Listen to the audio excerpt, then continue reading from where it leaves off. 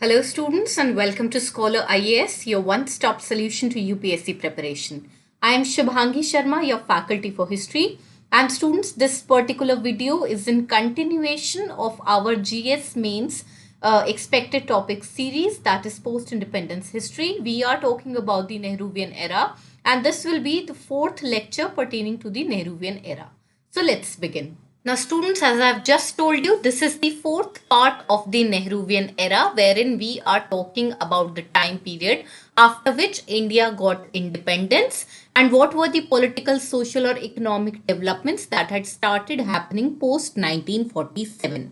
Under that, students, the first Prime Minister of our country was Jawaharlal Nehru, and right now we are discussing all the important developments that had happened under his Prime Minister tenure.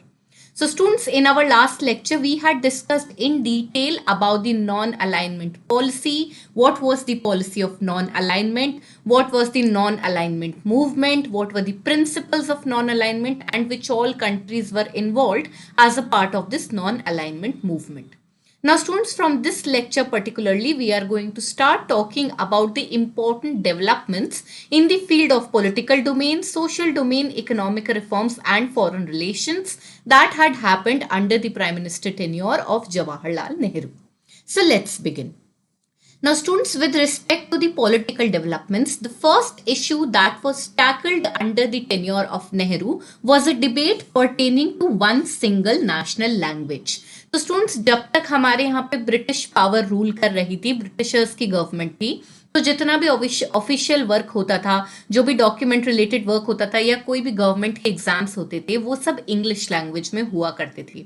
लेकिन जब India independent हो गया तो बहुत सारे states थे, हमें पता है इंडिया के अंदर बहुत सारी रीजनल लैंग्वेजेस भी हैं, तो एक डिबेट शुरू हो गई कि इंडिया की ऑफिशियल लैंग्वेज क्या होनी चाहिए जिसके अंदर सारा वर्क होगा या एग्जाम्स होंगे etcetera.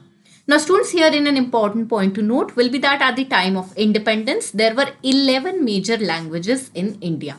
Also, with the attainment of independence, the question arose about having a national or official language which will replace English. Now, here in students, our Prime Minister, that is Jawaharlal Nehru, acknowledged the potential of Hindustani as it was neither too Sanskritized nor it was too Persianized, and this could serve as the national language. On the whole, students, the idea of Hindi as a national language was something which was not at all appreciated by the non-Hindi speaking southern and eastern regions of our country. So, as a result of it, a lot of resistance started happening, a lot of debates were happening concerning one single national or official language.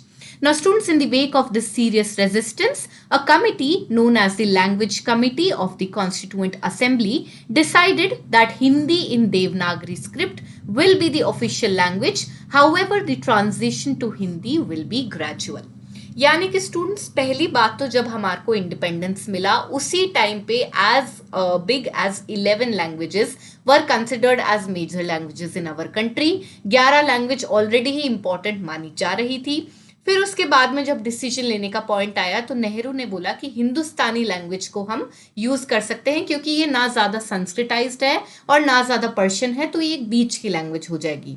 लेकिन in any form whether it is Hindustani और it is Hindi, इसका जो appreciation था वो southern और eastern state से बिल्कुल नहीं आया बिकॉज उनकी लैंग्वेजेस काफी डिफरेंट थी इस वाली लैंग्वेज से, and that is why a lot of resistance started to happen. अब रेजिस्टेंस होने लगा तो एक कमिटी बनी, that is language committee of the constituent assembly, और उन्होंने डिसाइड किया कि Hindi language in Devanagari script will become the official language, but in the end the transition to Hindi will be gradual. Now, here in students, an important point to note will be that for the first 15 years after the independence, English would continue to be used for all official purposes, and each province could choose one of the regional languages for official work within the province. Apart from the students, these regional languages were to be listed in the 8th schedule of the Indian Constitution. एथ schedule के अंदर जो languages होती है students, उनको बोलते हैं scheduled languages, यानी इनको एक ऑफिशियल स्टेटस मिला हुआ होता है, इनको ऑफिशियल पर्पसेस के लिए यूज किया जा सकता है। अब यहाँ पे नोट करने वाली बात यह है कि क्योंकि इतना ज्यादा रेजिस्टेंस होने लगा था पर्टिकुलरली सदर्न और ईस्टर्न रीजन्स की वजह से, तो ये डिसाइड किया गया कि 15 साल के लिए इंग्लिश ऑफिशियल लैंग्वेज रहेगी और उसके साथ साथ कोई भी प्रोविंस अपनी एक रीजनल लैंग्वेज ऑफिशियल वर्क के लिए यूज कर सकता है, और ये regional language should be a part of the 8th schedule of the Indian Constitution. That is, this particular language will be given a scheduled or an official status. Apart from the students, the language issue was further clarified by the Parliament in the year 1963 through an act known as the Official Languages Act, which stated that Hindi was to become the official language of India from 1965. यानी कि students 1965 से ये clarification दे दिया गया था official languages act का कि अब हिंदी आपकी ऑफिशियल लैंग्वेज बनेगी। उसके अलावा स्टूडेंट्स एक कंसेशन दिया गया था नॉन हिंदी स्पीकर्स को, that is English was accorded the status of associate additional official language. So there are many parts in our country wherein Hindi is not a choice of language. There are multifarious languages that are flourishing in our country even as of now, and that is why in order to give concessions to these non-Hindi speaking areas, English was accorded the status of associate additional official language. That is, if you are not using Hindi, you can use English to do your official works. Apart from the students, an important point to note here will be that despite giving this particular concession, there were violent demonstrations that had erupted over the language issue in our country, especially in South India. And as a reason of this particular Official Languages Act was amended, and it provided a bilingual solution, that is Hindi-English solution, for any official communication between the center and the state. Apart from the students, this particular amendment also gave a concession to the diverse multiplicity of languages by recognizing regional language in provincial administration and in public service examinations. यानी कि अगर centre और states के बीच में कोई भी official communication होनी चाहिए तो वो बाइलिंगुअल होगी, that is it should be either in English और इन Hindi. And with respect to the local administration, provincial administration, the states were given a choice to use their own regional language. So this was a concession that was given as a part of the amendment of 1967 Official Languages Act, so that violent demonstrations could be conceded or could be stopped. उसके अलावा students public service examinations में भी जो states जो non Hindi speaking states थे वो अपनी regional language use करके उन एग्जाम्स को दे सकते थे. So students, with this we have understood the concept or the debate pertaining to the official language of our country. Apart from the students, another important political development that happened under the tenure of Jawaharlal Nehru was pertaining to the linguistic reorganization of states. I'm sure you all know that there was a lot of reorganization that had happened in our country post-independence, and mostly it was based on the idea of linguistic reorganization, that is states based on their language. तो जिन भी states के अंदर या जिस भी area के अंदर एक कॉमन लैंग्वेज बोली जाती थी उनको इकट्ठा करके एक स्टेट बनाया गया था, और ये जो डेवलपमेंट था ये पूरा का पूरा नेहरू के टेन्योर के अंदर हुआ था. Now students, the demand for reorganization of the states on the basis of language surfaced immediately after independence. Herein, an important point to note will be that Congress in its 1920s session in Nagpur had made efforts to recognize regional linguistic identities, and it also had divided India into 21 linguistic units for its organizational setup. However, students, when the demand for linguistic reorganization came after independence, that is in 1946, the national leadership under Congress opposed it on the ground of national unity. यानी कि students जो linguistic reorganisation है इसको जब आप Indian national Congress से के सामने देखेंगे तो उनकी एक डुअल अप्रोच रही. डुअल अप्रोच ऐसे रही कि 1920s में, यानी कि जब हम अपने फ्रीडम के लिए लड़ रहे थे, फ्रीडम स्ट्रगल वाला टाइम चल रहा था, उस टाइम पे कांग्रेस ने खुद इंडिया को लिंग्विस्टिक यूनिट्स के बेसिस पे तोड़ा था अपनी खुद की ऑर्गेनाइजेशन को सेटअप करने के लिए. लेकिन पोस्ट इंडिपेंडेंस के पीरियड में 1946 से जब लिंग्विस्टिक रीऑर्गेनाइजेशन की डिमांड दोबारा रीसर्फेस हुई तो इंडियन नेशनल कांग्रेस इस बात से पीछे हट गई और उन्होंने ये पॉइंट दिया कि अगर हम स्टेट्स को लैंग्वेज के बेसिस पे तोड़ेंगे तो इंडिया की नेशनल यूनिटी हिंडर हो सकती है. However, students, there were constant demands that were resurfacing again and again pertaining to the linguistic reorganization of states, and that is why under Nehru, certain commissions were set up to look into this matter of linguistic reorganization. Now, herein, students, as I've just told you, due to continuous demands, the Constituent Assembly in June 1948 appointed a commission, that is Linguistic Provinces Commission, which was headed by Justice S.K. Dhar, and this was to inquire into the needs of the linguistic provinces. Now, students, this commission that was led by S.K. Dhar came to be known as the Dhar Commission, and it opposed such a move in the interest of national integration. Consequently, students, the Constituent Assembly decided not to include the linguistic principle in the Constitution. However, students, in December 1948, the Constituent Assembly wanted to pacify the vocal votaries of linguistic states, and that is why the Congress appointed a committee with Jawaharlal Nehru, Vallabhbhai Patel, and Pattabhai Sitaramaiah as its members. And that is why this committee came to be known as the JVP Committee. Now, students, the report of this committee, that is the JVP report, like the Dhar Commission, also went against the creation of linguistic states in the interest of national unity. However, after this particular report, there was widespread agitation as the people were demanding for the linguistic reorganization of states. यानी कि students बार बार ये demand आ रही थी कि states को language के basis पे तोड़ा जाए, अलग बाउंड्रीज डिमार्केट करी जाए. इसीलिए दो कमीशन आई, धर कमीशन और जेवीपी कमीशन, और दोनों ही कमीशंस ने बोला कि लिंग्विस्टिक रीऑर्गेनाइजेशन नहीं होनी चाहिए क्योंकि नेशनल इंटीग्रेशन के ऊपर क्वेश्चन उठता है, प्रॉब्लम्स आ सकती हैं. लेकिन इन दोनों रिपोर्ट्स के बाद में और ज्यादा वाइड स्प्रेड एजिटेशन होने लगी. Now, herein, students, we are going to talk about the trajectory wherein how the linguistic reorganization started in the first place. Now, herein, students, the first demand for linguistic province was seen in the Telugu-speaking region of Andhra, wherein people such as Swami Sitaram and Potti Sriramulu had gone for fast unto death, and herein the later, that is Potti Sriramulu, died after fasting for 56 days, and this in turn led to hartals and violence all over the Andhra region. यानी कि students, पहली जो demand थी linguistic province बनाने के लिए वो आंध्रा से आई. इसके अंदर ये दो जने थे जिन्होंने फास्ट एंड टू डेथ किया, जिसमें जो लेटर पर्सन थे दैट इज पोटी, इनकी डेथ हो गई और इसकी वजह से बहुत ज्यादा वायलेंस और हड़ताल बढ़ गए all over the Andhra region. And that is why naturally the government had to understand or give them what they were demanding. So as a part of this, the government conceded and the demand for a separate state of Andhra came into existence on 1st October 1953, with the region being separated from the Tamil speaking Madras state. तो पहला जो state जो linguistic basis पे टूटा था वो था Andhra Pradesh on 1 अक्टूबर 1953. इसको मद्रास के तमिल स्पीकिंग एरिया से अलग किया गया था. Apart from the students, under popular pressure, the Nehru government appointed the States Reorganization Commission in August 1953.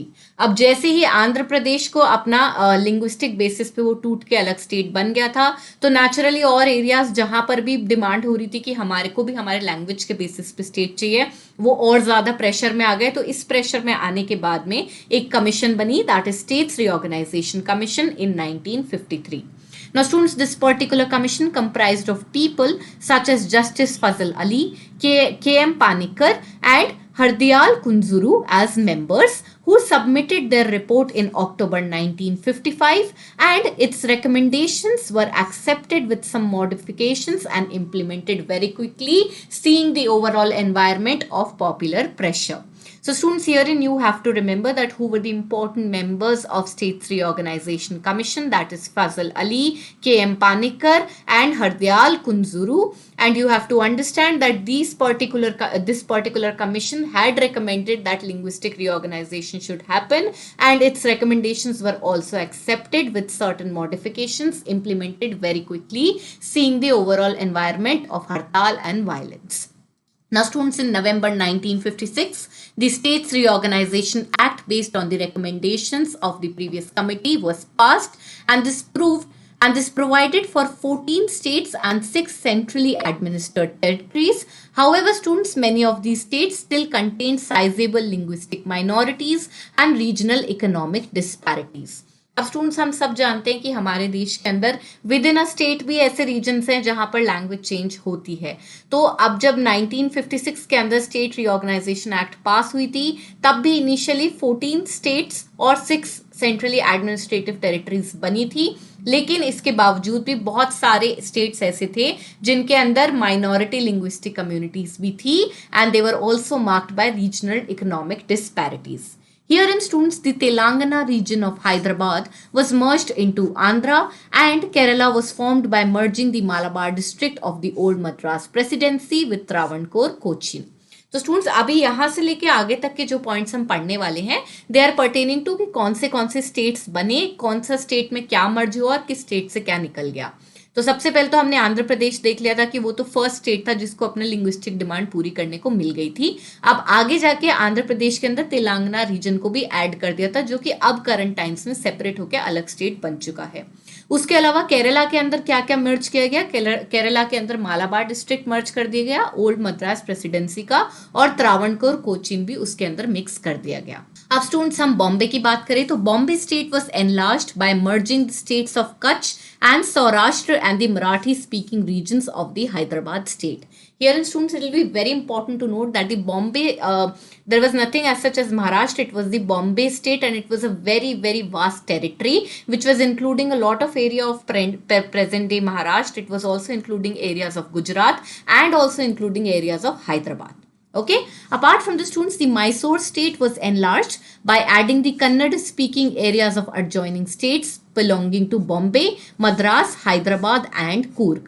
Apart from the students, the States Reorganization Commission had opposed the splitting of Bombay and Punjab, because of which a widespread rioting broke out in January 1956 in the Bombay city.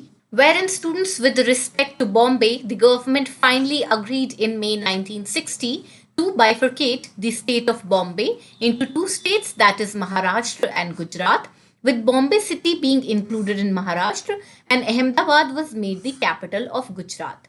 Now students, with respect to Punjab, in 1966 it was splitted into two states, that is Punjab and Haryana, and Chandigarh was made as a union territory. All right. So these are the two states, these are the two areas which were also splitted, one in 1960 and one in 1966.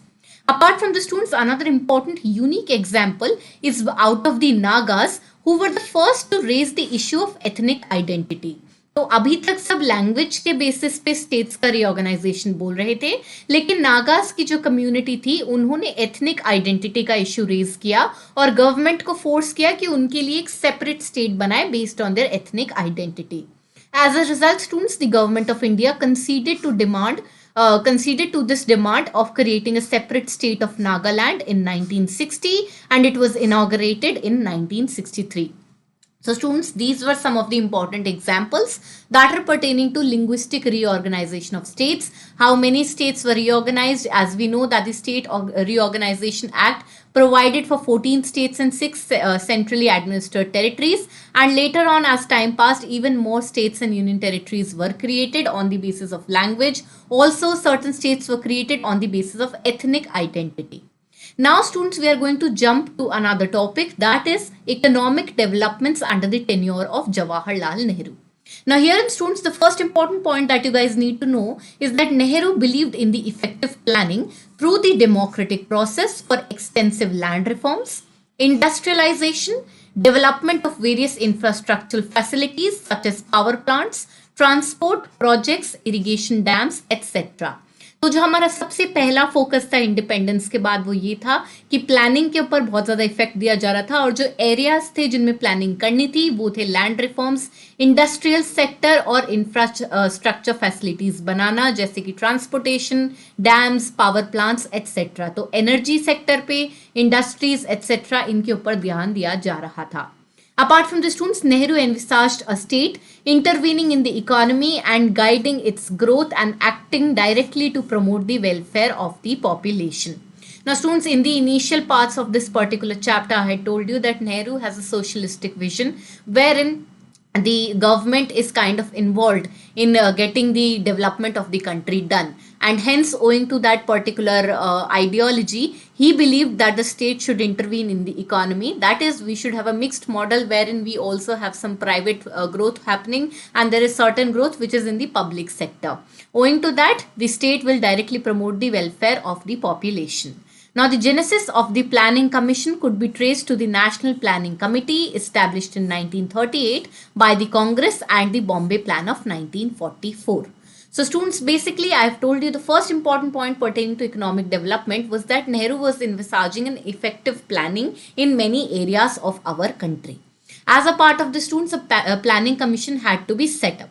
Now, this planning commission owed its origins to two important events that had happened prior to our independence. And first one was the National Planning Committee, which was set up by Congress in 1938 itself. And the second one was the Bombay Plan of 1944. So these are the two important points that owe to the coming of the Planning Commission, and you have to remember that. Apart from the students, now we are going to talk about the setup of the Planning Commission. Now, herein, the Planning Commission is an extra constitutional body. Now, herein, students, by an extra constitutional body, we mean a body that is not defined in the Constitution of India. Rather, this body derives their power either through a statute or through an executive order of the government, and that the powers of this particular body are not directly derived from the Indian Constitution. So that is why, students, the Planning Commission is something which is an extra constitutional body, and this was set up in March 1950 by a simple resolution of the Government of India.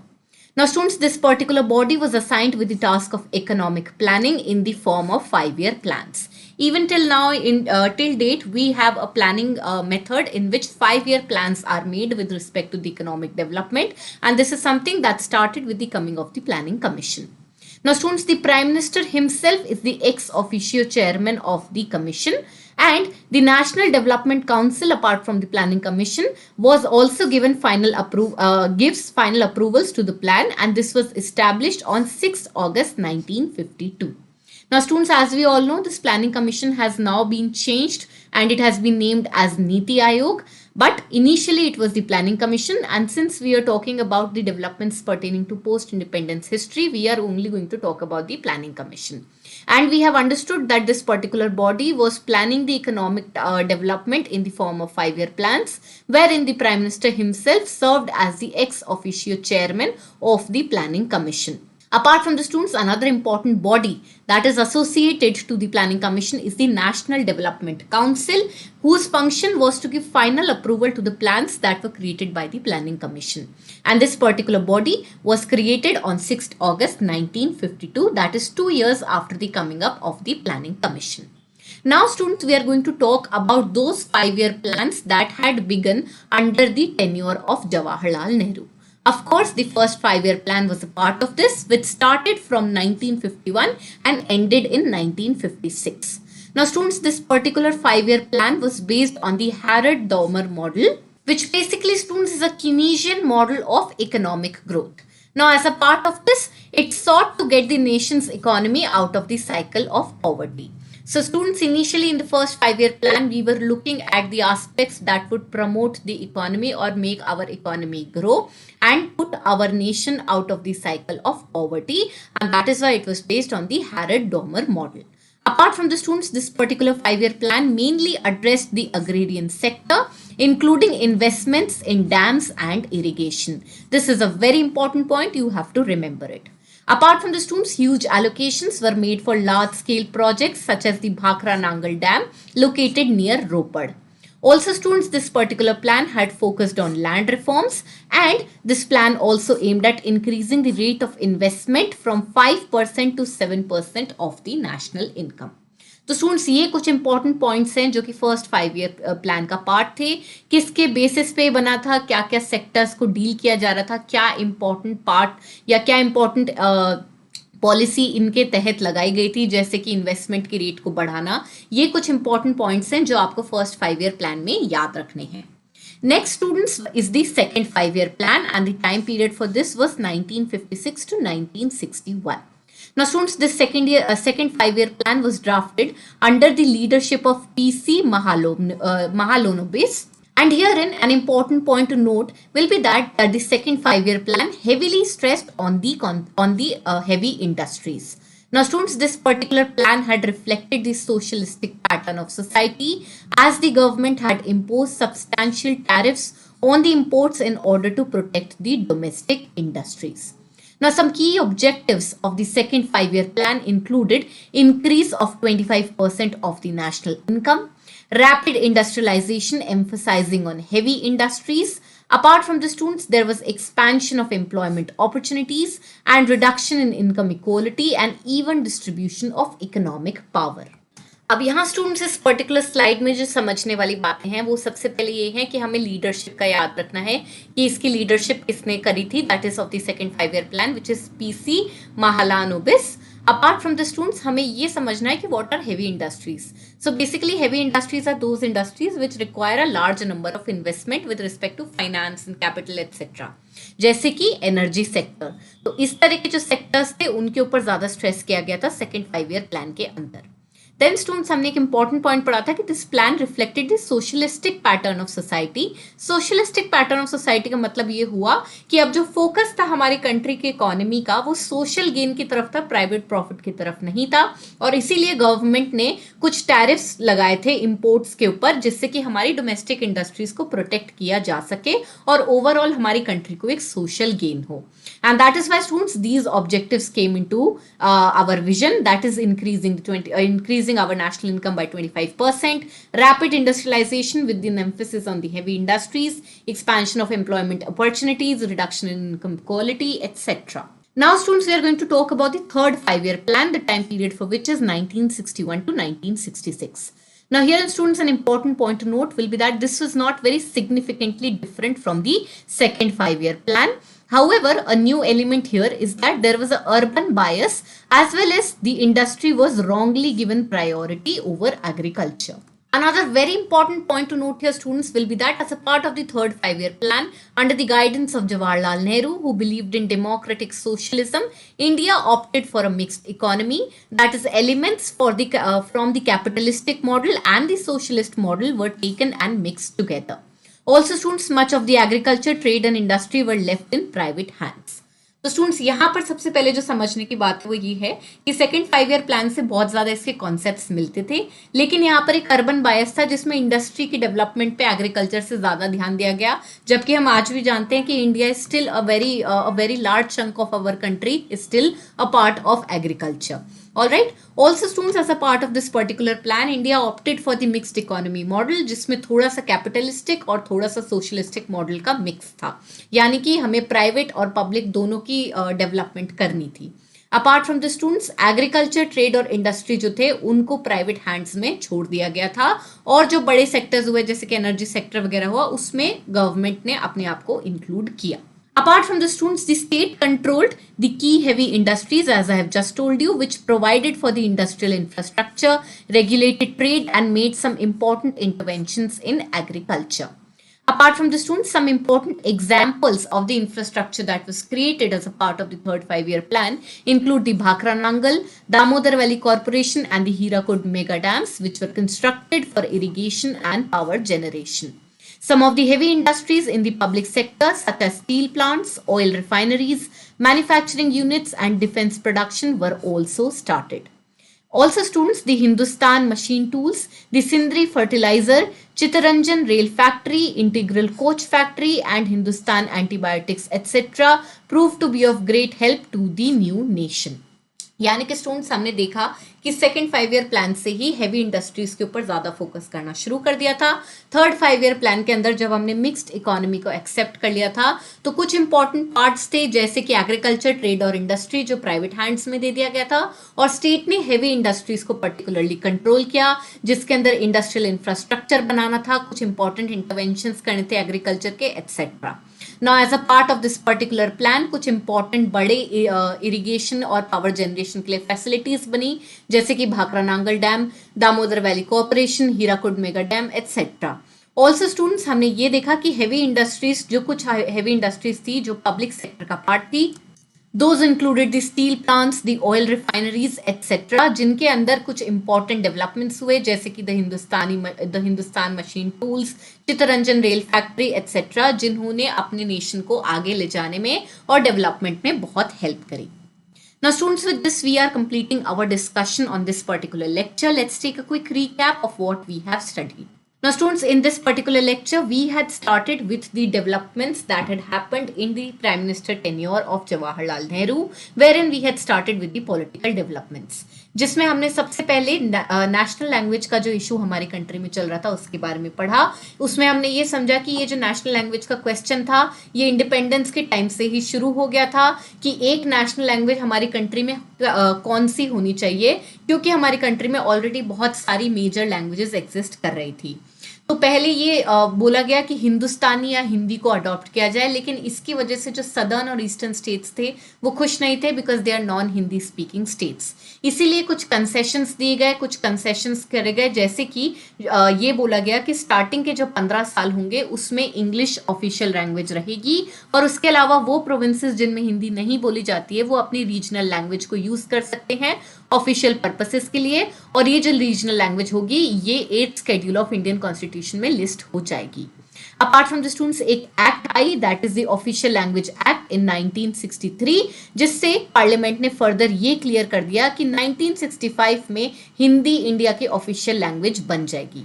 लेकिन students इसके साथ साथ एक concession दिया गया non Hindi speakers को कि वो कि इंग्लिश को एसोसिएट एडिशनल ऑफिशियल लैंग्वेज बना दिया गया, यानी कि हिंदी के साथ साथ इंग्लिश में भी ऑफिशियल काम कर सकते हैं, पर्टिकुलरली वो स्टेट्स जिनमें हिंदी नहीं बोली जाती. लेकिन स्टूडेंट्स इस पर्टिकुलर कंसेशन के बाद में भी जो स्टेट्स में हिंदी नहीं बोली जाती थी वहां पर बहुत ज्यादा गुस्सा हुआ, वहां पर बहुत ज्यादा डेमोन्स्ट्रेशंस हुए, जिसकी वजह से ऑफिशियल लैंग्वेज एक्ट को अमेंड करना पड़ा 1967 में, और एक सोल्यूशन निकाला गया इंग्लिश हिंदी बाइलिंगुअल सोल्यूशन. जो सेंटर और स्टेट्स के बीच में कम्युनिकेशन होनी थी वो इंग्लिश में भी हो सकती थी और हिंदी में भी हो सकती थी, और उसके अलावा जिन स्टेट्स में हिंदी नहीं बोली जाती है वहां के जो प्रोविंशियल एडमिनिस्ट्रेशन और लोकल एग्जाम्स थे उनको वो अपनी रीजनल लैंग्वेज में दे सकते थे. नेक्स्ट स्टूडेंट्स हमने पढ़ा था लिंग्विस्टिक रीऑर्गेनाइजेशन ऑफ स्टेट्स के बारे में. लिंग्विस्टिक रीऑर्गेनाइजेशन ऑफ स्टेट्स का मतलब होता है लैंग्वेज के बेसिस पे स्टेट्स को बनाना. ये एक ऐसी डिमांड थी जो इंडिया में इंडिपेंडेंस के पहले से ही शुरू हो चुकी थी, जिसमें पहले की इसमें स्टूडेंट्स 1920s में ही कांग्रेस ने खुद नागपुर सेशन में इंडिया को 21 लिंग्विस्टिक स्टेट्स के यूनिट्स के अंदर तोड़ा था अपनी ऑर्गेनाइजेशन को सेटअप करने के लिए. लेकिन जब ये डिमांड इंडिपेंडेंस के बाद वापस रिसर्फेस हुई तो कांग्रेस ने इस बात से मना कर दिया और ये बोला कि नेशनल यूनिटी के ऊपर ये सवाल खड़े कर सकती है. लेकिन स्टूडेंट्स इस डिमांड को बार बार उठाया जा रहा था, इसलिए कुछ कमीशंस को सेटअप करना पड़ा, जैसे कि धर commission and the JVP commission that was composed bye Jawaharlal Nehru, Vallabh भाई पटेल एंड पट्टाभाई सीतारामैया. और दोनों ही कमीशंस ने ये बोला कि लिंग्विस्टिक रीऑर्गेनाइजेशन नहीं होनी चाहिए क्योंकि नेशनल इंटेग्रिटी के ऊपर सवाल उठ सकते हैं. लेकिन स्टूडेंट्स इसके बाद में बहुत ज्यादा एजिटेशंस होने लगे, जिसमें कि जो पहली डिमांड थी लिंग्विस्टिक प्रोविंस की वो आंध्रा रीजन ने करी, और वहां पर 2 इंपॉर्टेंट लोगों ने फास्ट अनटू डेथ किया, जिसमें से एक की डेथ हो गई, और उसके बाद में बहुत ज्यादा वायलेंस शुरू हो गई आंध्रा रीजन में, और इसकी वजह से गवर्नमेंट को एक सेपरेट स्टेट बनाना पड़ा 1 अक्टूबर 1953 को. That was the first state as a part of the linguistic reorganisation that came to be known as Andhra Pradesh. उसके बाद में स्टूडेंट्स और स्टेट्स ने भी डिमांड करना शुरू कर दिया कि हमारा भी लिंग्विस्टिक रीऑर्गेनाइजेशन होना चाहिए, and because of that a new commission that is the states reorganisation commission was started in 1953. इसके अंदर कुछ इंपॉर्टेंट मेंबर्स थे जैसे कि फजल अली, के एम पानिकर, तो इनके नाम आपको याद रखने हैं, एंड हमें ये याद रखना है कि इनके जो रिकमेंडेशंस थे वो सारे के सारे यूज कर लिए गए थे कुछ मॉडिफिकेशंस के बाद में. अब स्टूडेंट स्टेट रीऑर्गेनाइजेशन कमीशन के बेसिस पे स्टेट रीऑर्गेनाइजेशन एक्ट लागू हुई 1956 में, जिसके अंदर 14 स्टेट और 6 सेंट्रली एडमिनिस्ट्रेड टेरिटरीज बनी. और उसके बाद में स्टूडेंट्स हमने ये समझा कि कौन से स्टेट्स को बनाया गया लिंग्विस्टिक रीऑर्गेनाइजेशन के बेसिस पे. यहाँ पे स्टूडेंट्स एक इंपॉर्टेंट एग्जांपल जो हमको याद रखना है that is pertaining to the Naga community, because they had raised an issue that was pertaining to the ethnic identity and creating a state based on the ethnic identity, and as a part of this the government also conceded to this particular demand, and in 1960 a new state that is the state of Nagaland was created and it was inaugurated in 1963. Then students हमने economic developments के बारे में बात करना शुरू कर दिया था, जिसमें हमने सबसे पहले ये देखा था कि नेहरू का विजन क्या था इकोनॉमिक डेवलपमेंट को लेके इनिशियली इंडिपेंडेंस के बाद में. तो it was pertaining to land reforms, infrastructural facilities etcetera. Apart from that, students, we had understood that when the Planning Commission was created and also when the National Development Council was created, with respect to the Planning Commission, we had understood that it was an extra constitutional body, जिसका meaning हमने यहाँ पर समझा था और हमने ये देखा था कि ये 5-year plans के बेसिस पे इकोनॉमिक डेवलपमेंट को एनविसाज करती है. Then students, we had started talking about 3 important 5-year plans, जिसमें हमने पहले 5-year plan में ये देखा था that it was based on the Harrod-Domar model, which is a Keynesian model of economic growth, जिसके अंदर अग्रेरियन सेक्टर को और डैम्स और इरिगेशन वाले सेक्टर को पे ध्यान दिया गया था और उसके अलावा लैंड रिफॉर्म्स के ऊपर भी ध्यान दिया गया था. स्टूडेंट्स, फिर हमने सेकंड 5-year प्लान के बारे में पढ़ा था, जो कि पीसी महालानोबिस के लीडरशिप के अंदर बना था और इसमें सबसे ज्यादा स्ट्रेस हेवी इंडस्ट्रीज पे किया जा रहा था. हेवी इंडस्ट्रीज वो होती है जिनमें बहुत ज्यादा इन्वेस्टमेंट करनी पड़ती है, जैसे कि एनर्जी सेक्टर. फिर उसके अलावा स्टूडेंट्स इसके कुछ इंपॉर्टेंट ऑब्जेक्टिव्स थे जिनके बारे में हमने डिटेल में डिस्कशन किया था. Then students, we had started talking about the third 5-year plan, जो कि 1961 से 1966 तक का था और ये सेकंड 5-year प्लान से काफी मैच करता था, लेकिन यहाँ पर एक अर्बन बायस था जिसमें कि इंडस्ट्री को एग्रीकल्चर के ऊपर ज्यादा प्रोमिनेंस दी गई थी. यहाँ पे स्टूडेंट्स एक इंपॉर्टेंट पॉइंट जो हाईलाइट करने का है वो ये है कि इंडिया ने मिक्स्ड इकोनॉमी मॉडल को एक्सेप्ट कर लिया था. That was a mix of the capitalist and the socialistic model. फिर हमने ये देखा था कि स्टेट के अंदर कौन सी इंडस्ट्रीज आ गई थी स्टेट्स के हैंड्स में और प्राइवेट कंट्रोल में कौन सी इंडस्ट्रीज थी, and as a part of this क्या इंपॉर्टेंट प्रोजेक्ट्स इंडिया में उस टाइम पीरियड में बनी. So students, with this we have completed our discussion on this particular lecture of Nehruvian era. I hope you have understood all the topics thoroughly. Students, if you like our content, please visit our app, that is Scholar IAS, and our website, that is Scholar IAS, for more great content pertaining to your UPSC preparation.